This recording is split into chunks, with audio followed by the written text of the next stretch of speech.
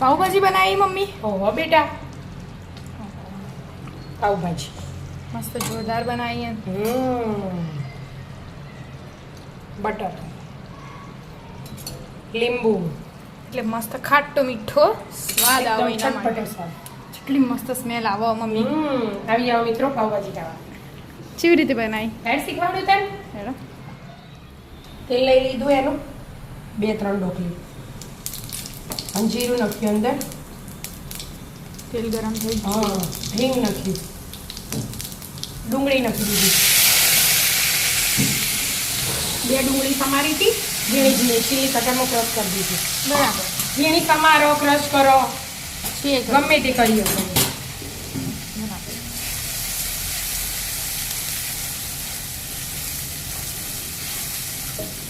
અને હવે આદુ અને મરચાં બરાબર. અને અડધું લસણ નાખવાનું અને અડધું રહેવા દેવાનું.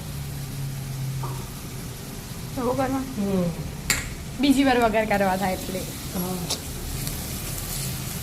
પાવભાજી તો જેટલી વાર બનાવીએ ને એટલી વાર ઓછું જ લાવશે. એનો સ્વાદ દર વખત અલગ જ આવે. અઠવાડિયું થઈ જાય ને એમ થાય પાવભાજી ખાવાની ઈચ્છા થઈ જાય. ગોમ જઈને મહિનો થઈ ગયો કે મહિનો નહીં બનાવી, કઈ નહીં બનાવી ના પાવભાજી તો. મહિનો થઈ ગયો. હા, બધું શાક બાફી તૈયાર કરી દે. 3 સીટી મારી દીધી. બરાબર. વિદ્યાબેને લઈ લીધું બાફા. ઓહો, વિદ્યાબેન ખૂબ બની ગયું. વિદ્યાબેને કાલ કેક બનાવી હતી મસ્ત કેક બની ગયો એનું. છેલ્લા પાછા 2-3 ટુકડા વધ્યા હતા એમાં હાલ લડાઈ બધા ખાઈ લીધી. સોચીને કેક હતી પણ આમ સ્વાદ એકદમ બાકી જોરદાર હતી. બ્રિટાનિયાની એવી સેમ લાગતી હતી. મસ્ત બની હતી. મસ્ત બની. એને ચડવા દો ને ભાગી દો. હા ને ફુલાવર, રીંગણ, કોબીજ, વટાણા, બટાકા એટલું આઈટમ હો. બરાબર, ભાગી દો. આને ભાગી દેવાનું. ચડી ગયું. હો બેટા, લસણ ને ડુંગળી ચડી ગયું, કલર ચેન્જ થઈ ગયો ને. આવા ને. હવે ટામેટું એડ કરી દીધું. થોડી વાર ટામેટાની ચડવા દેવા. એટલા થોડુંક મીઠું, થોડી વાર હળદર થોડી નહીં, જે નાખવાની હોય નાખી દેવાનો. એક જ ફેરા મસાલા કરી દેવાનો. મરચું, હળદર, મીઠું, મરચું આવી ગયું. કાશ્મીરી મરચું ને બધું પાછળ. બરાબર, થોડી વાર ચડવા દો. ચડવા દો. ચડી રહ્યું. હવે બેટા જે તેલ છે ને, આવો આવો. હવે આ ભાજી એડ કરી દેવાની.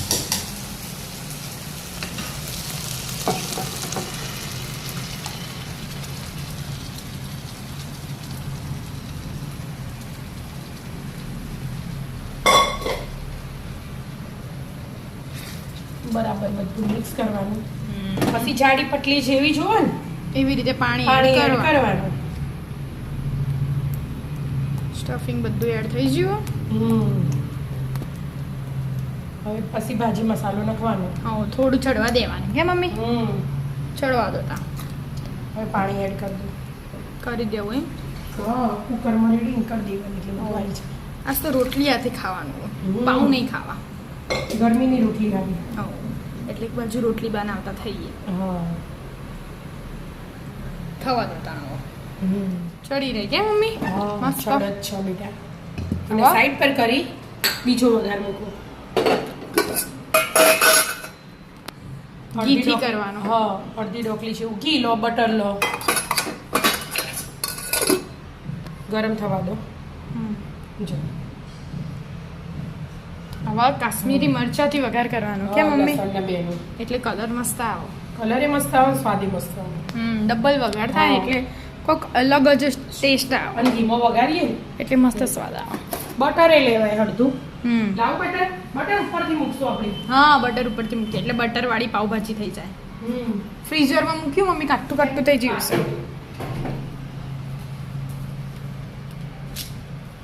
કાઢો વિદ્યાબેન.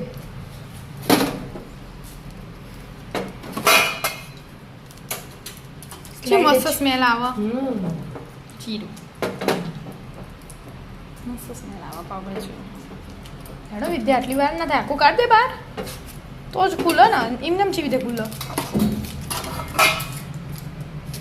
ઘી મને વઘારવાની આ તો ઉપરથી જ નહીં મેં હા ઘીમાં વઘારી અને આ લસણ રાખી કે ને આપણે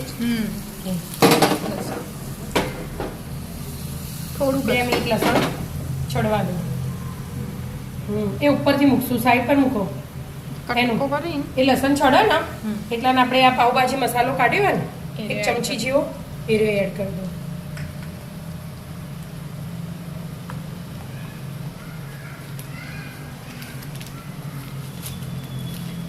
થઈ ગયું મમ્મી और इना કાશ્મીરી મરચું એડ કરવાનું ઈમોજ વઘાર મોજ હા વઘારમાં જ લસણ થઈ ગયું કાચું ના રહેવું જોવે લસણ એનું એટલે કાચું રહે તો બરાબર સ્વાદ ના આવે હવે ચડી ગયું કલર ચેન્જ છે ને કાશ્મીરી મરચું સાઈડ પર લઈએ પછી નાખવાનું એટલે બળોના બળોના નહીં તો કાળું થઈ જાય તે લાલ કલર ચડવાઈ રહે એટલા માટે ડબલ વઘાર વાળી પાવભાજી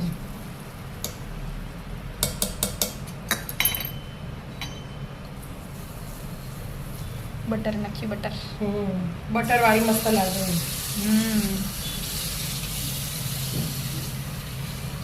ડબલ વઘાર થઈ ગયો હવે ગેસ પર પાછી 2 મિનિટ બધું મિક્સ કરી દેવાનું